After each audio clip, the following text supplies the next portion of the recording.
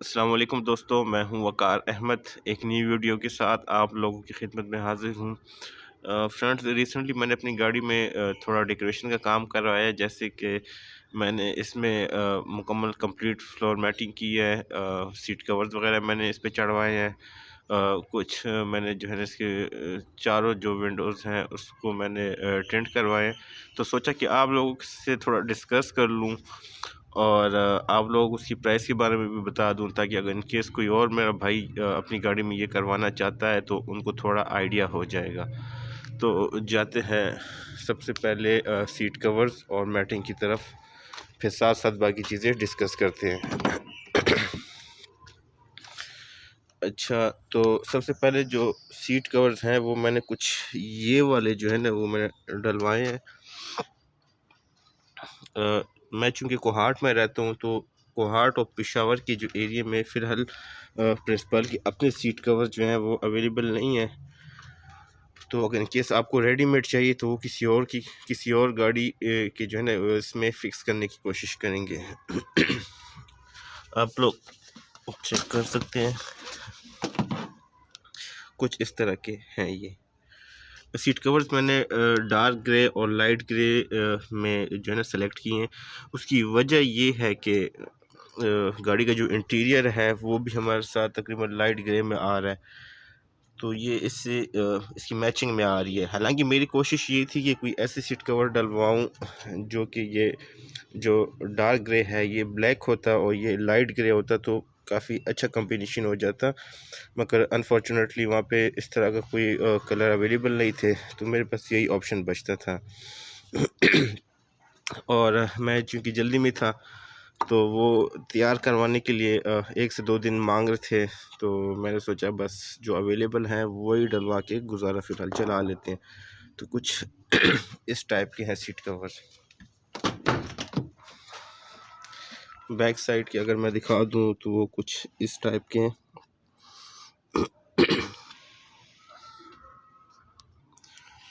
अच्छा friends, seat covers की जो क्वालिटी है वो तकरीबन हम एवरेज ही उसे कह सकते हैं। इतनी अच्छी क्वालिटी की नहीं है और मगर इतनी बुरी क्वालिटी की भी नहीं है, तो एक एवरेज क्वालिटी के है। इसी क्वालिटी में अगर आप बनवाना चाहते हैं अपनी गाड़ी के मुताबिक, ताकि कंप्लीट अच्छी फिटिंग में आ जाए, तो वो तकरीबन कोई 3 से 4 हज़ार रुपये जो है ना वो महंगे पड़ जाते हैं। अगर मैं नज़दीक से आपको दिखा सकूं तो कुछ इस किस्म का डिज़ाइन है।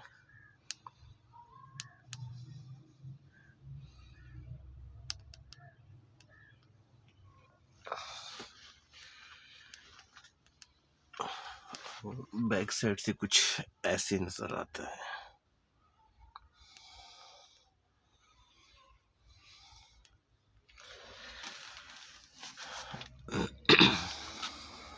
अच्छा, इसकी जो कॉस्ट मुझे पड़ी है वो है जी 5,000 सीट कवर्स की प्राइस थी, और इनको चढ़ाने की जो है उन्होंने 800 रुपीज़ चार्ज किए हैं। तो टोटल मिला के ये मुझे 5,800 के पड़े, मुकम्मल फिटिंग के साथ, स्टिचिंग के साथ, हर एक चीज़ के साथ। अच्छा फ्रेंड्स, यही जब मैंने उन्हें कहा है कि मुझे ये ब्लैक में और बाकी ग्रे में चाहिए, लाइट ग्रे में, तो उन्होंने कहा कि ये हम आपके लिए स्पेशल बनवाएंगे, और स्पेशल बनवाने की जो कॉस्ट आएगी, सेम मटेरियल होगा, हर एक चीज़ यही होगी, क्वालिटी इसकी यही होगी, मगर मुकम्मल अच्छी फिटिंग में आ जाएंगे और चॉइस के मुताबिक बनवा दिए जाएंगे, तो उसकी कॉस्ट वो लोग 10,000 रुपये बोल रहे थे। तो मतलब ये है कि अगर बहुत भी गुंजाइश करते तो हो सकते हैं 9 साढ़े 9 हज़ार तक दे देते, जो कि मुझे अभी की प्राइस से कोई 4,000 के करीब महंगे पड़ रहे थे। तो मैंने सोचा चलें इसी से ही गुजारा चला लेते हैं, बजाय इसके कि बजाय इसके कि हम 4,000 रुपये एक्स्ट्रा दें सिर्फ एक कलर के लिए, तो मैंने यही चढ़वा दिए हैं। अच्छा, नेक्स्ट जो चीज़ जो मैंने गाड़ी में करवाई है वो है इसकी कंप्लीट फ्लोर मैटिंग। मैं आप लोगों को दिखा देता हूँ, ये यहाँ से रिमूव करके ये कंप्लीट इन्होंने इंस्टॉल की है,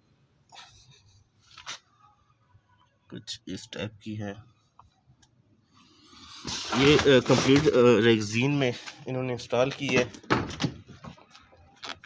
बैक साइड से भी मैं आपको दिखा देता हूँ। फिटिंग काफ़ी अच्छी मुनासिब की है इन्होंने, कहीं से कोई स्पेस ऐसी नहीं है जो कि रह चुकी हो, मुकम्मल अच्छी फिटिंग में आई है। कुछ ऐसे हैं। तो ये कंप्लीट मैंने मैटिंग करवा दी है। इसका फ़ायदा ये होता है कि इन केस गाड़ी में अगर कुछ पानी वगैरह गिर जाता है, कोई जूस लिक्विड वगैरह गिर जाता है, तो गाड़ी जो है ना वो उसका जंग होने का ख़तरा नहीं होता, नीचे से रस्ट वगैरह नहीं होती। तो गाड़ी बची रहती है रस्ट वगैरह से। सॉरी फ्रेंड्स, गाड़ी जो है ना उसकी हालत कुछ गंदी है। हालांकि मैंने रिसेंटली इसको सर्विस करवाई थी, मगर आजकल सर्विस वाले भी जान ही छोड़ाते हैं, अंदर से इन्होंने वैक्यूम वगैरह नहीं किया। अच्छा फ्रेंड्स, इसकी जो प्राइस थी ये मुझे 3,500 रुपये के मिले हैं, कंप्लीट फ्लोर मैटिंग जो गाड़ी की है। और मेरे लिए सरप्राइजिंग था कि वो ये कह रहे थे कि इस गाड़ी की जो बैक सीट है उसका जो जंप है वो काफ़ी हाई है। वो इसको जंप का नाम दे रहे थे, जंप है कि डंप है जो भी है, ये काफ़ी हाई है, तो आप लोग देख सकते हैं काफ़ी ऊंचाई पे। तो वो ये कह रहे थे कि प्रिंसिपल के अभी तक अपने जो मैट्स हैं, फ्लोर मैटिंग जो है रेक्सीन, ये अभी तक आई नहीं हुई, तो इसमें हम किसी और गाड़ी का फ़िट करेंगे। तो उन्होंने काफ़ी ट्राइयाँ मारी और कोई भी गाड़ी का इसमें सही तरीके से फिट नहीं आ रहा था। फाइनली किया स्पोर्टेज के इसमें कंप्लीट अच्छी फिटिंग में आया है। जो नॉर्मल गाड़ी के जो ये रेक्सीन थे फ्लोर के, ये तकरीबन 2800 के थे, बास के 2500 के थे। ये किया स्पोर्टेज के इसके इन्होंने फ़िट किए हैं इसमें, और ये 3500 की इसलिए थे क्योंकि ये बड़ी गाड़ी के थे किया स्पोर्टेज के, तो वो उन्होंने कंप्लीट फ़िट किए हैं। 3500 रुपये जो है वो इसकी प्राइस थी, और 800 रुपीज़ जो है ना इन्होंने इसको फ़िट करने के लिए लिए। तो आप लोग अंदाज़ा लगा सकते हैं कि मुझे तकरीबन 4300 में कॉस्ट हुए हैं इसकी कंप्लीट जो फ्लोर मैटिंग है रेक्सीन की।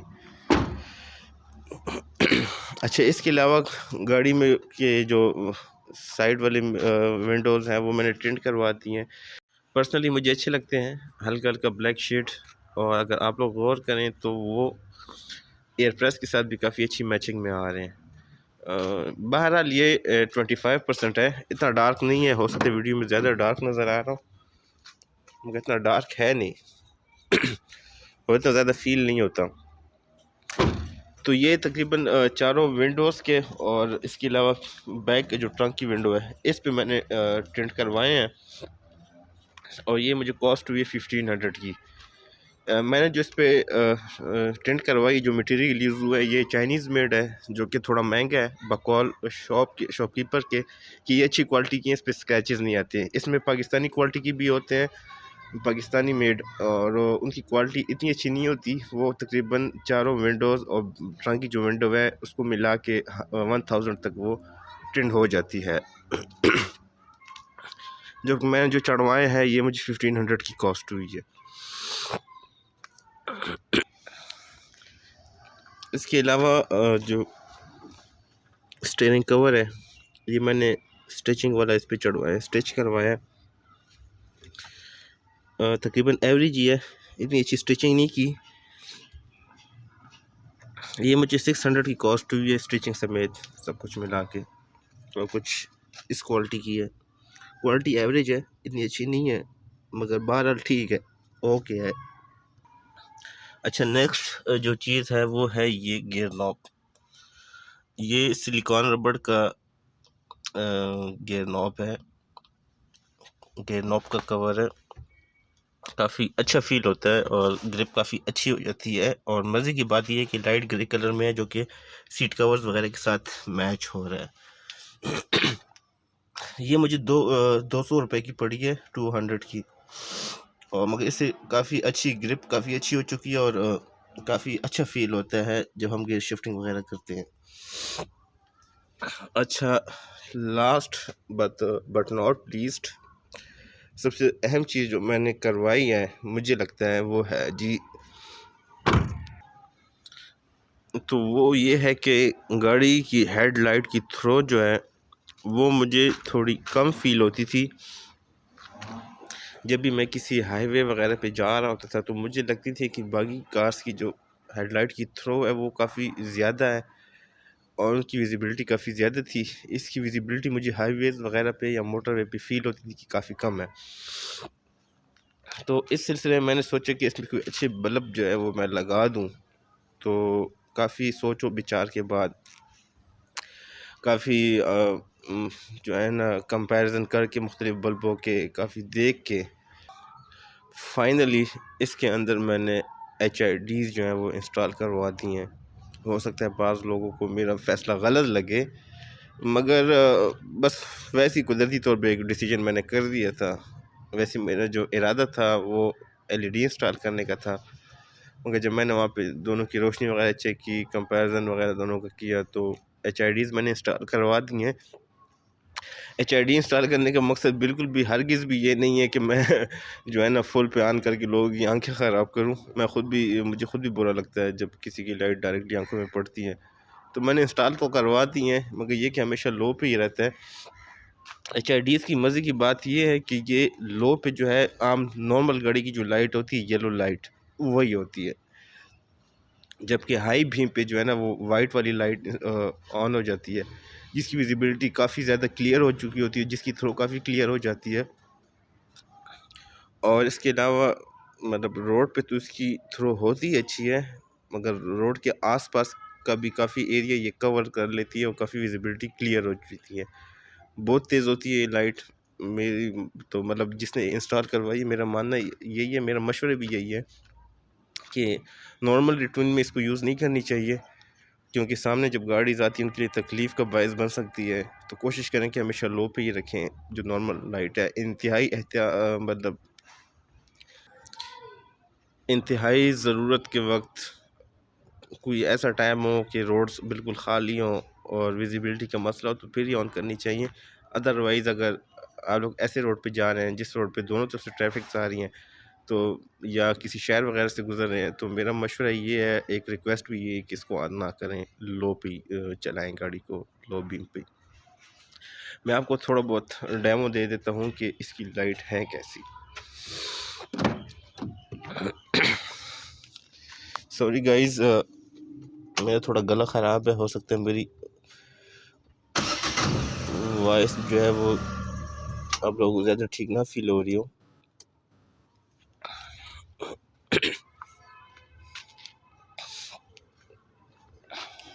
ऑन कर देते हैं।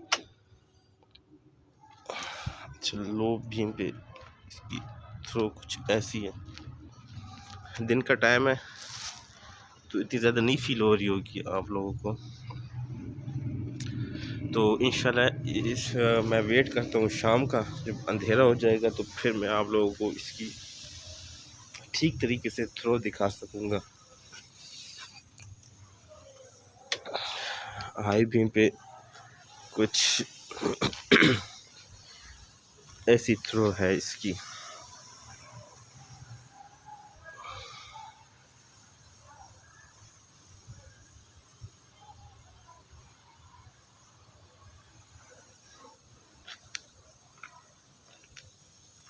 तो वेट करते हैं शाम तक का, और शाम को फिर मैं इसका आप लोगों को कंप्लीट डेमो देता हूँ कि इसकी रोड पे थ्रो कैसी होती है और इसकी विजिबिलिटी कैसी है। जी तो दोस्तों, अब हो चुकी है रात, तो अभी हम टेस्ट करेंगे कि हमारी HIDs की थ्रो जो है वो कैसी है। उसको लो बीम पे भी चेक करेंगे और हाई बीम पे भी चेक करेंगे। सबसे पहले लो बीम पे अगर मैं आपको चेक करा के दिखाऊं तो ये कुछ ऐसी थ्रो है। यस, ये है जी इसकी लो बीम पे थ्रो। मैं बाहर से भी आपको दिखा देता हूँ।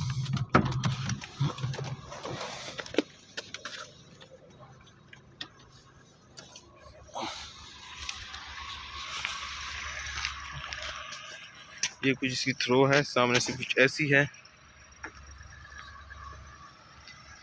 और सामने कुछ ऐसी पड़ रही है। अभी मैं आपको दिखाता हूँ हाई बीम पे।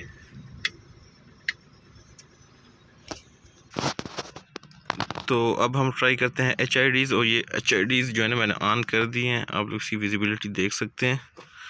अच्छा, HIDs की मज़े की बात ये होती है कि जितना टाइम गुजरता है इसकी जो विजिबिलिटी है वो मज़ीद क्लियर होती रहती है और इसकी जो रोशनी है वो मज़ीद तेज़ होती चली जाती है। और HIDs जो है अपनी मुकम्मल फ़्लो में तकरीबन कोई 10 से 15 सेकंड बाद ये अपनी मुकम्मल फ़्लो में होता है। ये भी HIDs लगी हुई हैं, आप लोग देख सकते हैं। मैं सामने भी आपको थ्रो उसका चेक करा लेता हूँ। मुकम्मल विजिबिलिटी काफ़ी अच्छी तरीके से क्लियर है।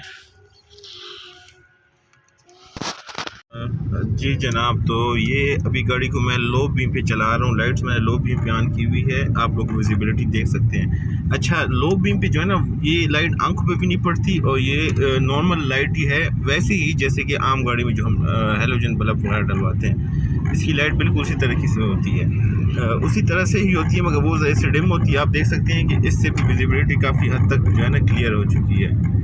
और अब अगर मैं आप लोगों को HIDs वगैरह दिखा दूँ तो उसकी लाइट कुछ ऐसे है। एक मैं ऑन करके दिखाता हूँ। एक मिनट, ये थोड़े बाइक वाले गुजर जाएं ताकि इनकी आंखों पे ना लगे।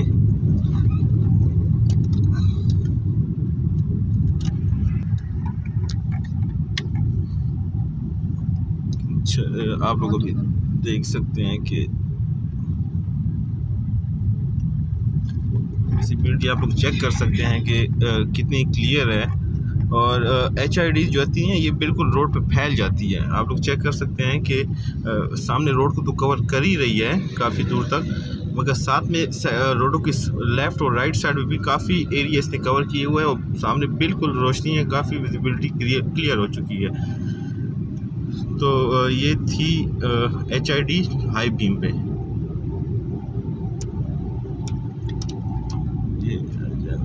चल, तो दोस्तों ये थी आज की वीडियो। उम्मीद करता हूँ कि आप लोगों को ये वीडियो पसंद आई होगी। नेक्स्ट वीडियो तक मुझे इजाज़त दीजिए। अपना बहुत सारा ख्याल रखिएगा। अल्लाह हाफिज़।